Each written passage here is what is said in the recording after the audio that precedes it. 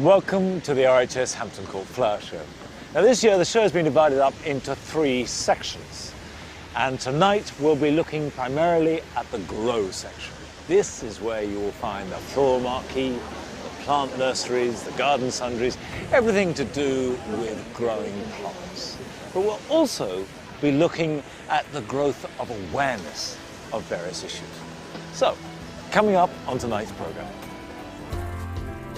The importance of our pollinating insects is reflected in another garden here at Hampton Court. It's called Bugs in Boots, and last month we caught up with its designer Caspian Robertson in his family home in Sussex, where he's created a haven for wildlife.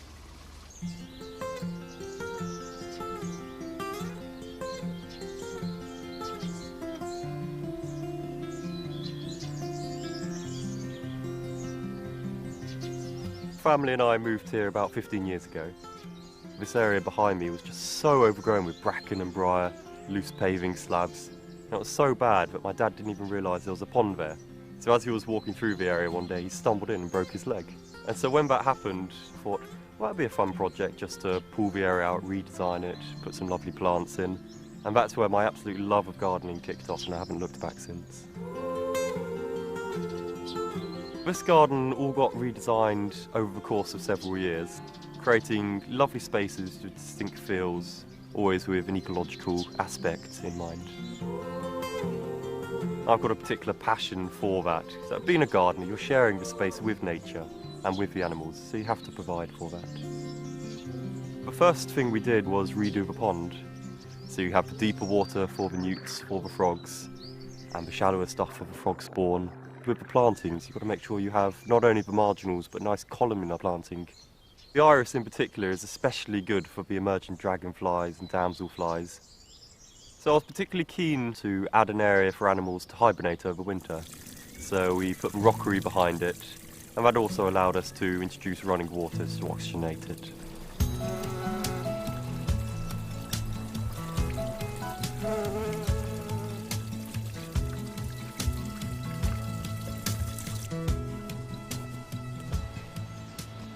Previously, the field ran straight up to the house, so we installed this big dry stone wall here, just to create a really strong visual piece to frame the view. Great thing about a dry stone wall is it leaves you these cracks and crevices that you can stuff full with bamboo canes, straw, and that provides a fantastic place for animals to live in.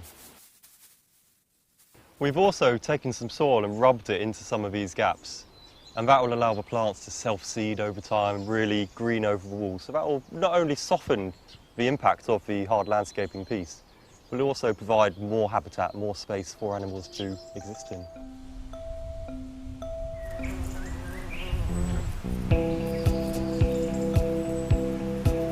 In the rear garden here we've got 800 plants which all came from a local nursery, but we're about to throw them all away. They were just bare sticks in the soil, terribly root bound, in awful condition. But it just shows with a little bit of feed and a little bit of care what it can turn into in a few years' time. In and amongst them all were some absolute gems when it comes to eco-gardening, such as this spirea here, which has these glorious waves of white throughout the summer. And as you can see, the bees absolutely love them. Now, I was particularly delighted in and amongst all the flowers. We've got examples of things flowering all the way through the year, from early spring to the end of autumn. And not only does that look fantastic for the border itself, but it's also ideal for the wildlife of the garden. A particularly nice native plant is the oxeye daisy, which is a great example of a plant that really provides for nature, because it's got a lovely big flower head, which is actually built up of hundreds of little individual flowers. So it's like a one-stop shop for the pollinators. Sadly, populations of pollinators over these last years have been sharply declining. So when selecting plants for the garden, I've always been very conscious that single flowers are far better than your thick, heavy doubles. And that's because they allow much better access for the pollinating insects to get in and collect their nectar. We insist on not spraying, and this is an ethos we encourage across the entire garden. So we don't use chemicals, we don't use slug pellets. And I think it's important to accept if you're going to have a wildlife garden, you're going to have a few casualties with the plants, but it's much more important to be providing that space and sharing it with nature.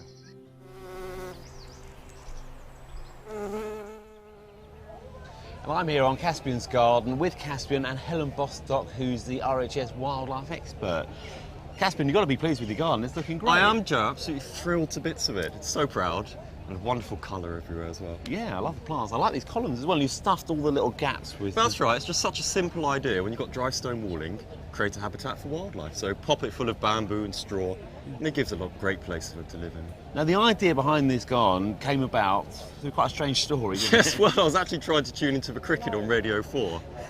And yes, and I heard Helen Bostock talking very informatively on the Plants for Bugs campaign. And there you were. Yeah, Helen, you were promoting the Plants for Bugs campaign for the RHS. That's right. We've got a 4-year research project based at the RHS Gardens at Wisley to investigate where plants originate from, because what we mustn't forget is plants around us come from all over the world, whether that has an influence on the amount of wildlife that they attract. Because, quite frankly, there's an assumption that if you want to attract British wildlife into your garden, you must plant British native. But in an average garden in the UK, something in the region of 70% of our plants are not British native. They come from North America, they come from Australia and New Zealand. And what we really don't know is what different role these plants are playing in our gardens.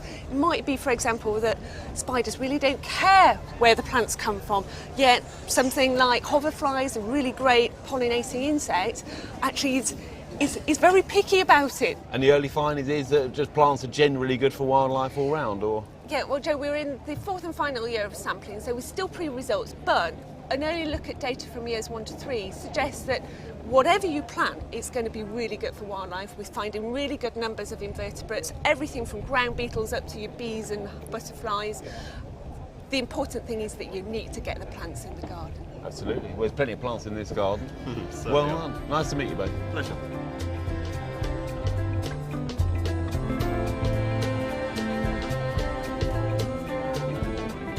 And if you want to see tips from Caspian on how to care for popular pollinating plants, visit our website.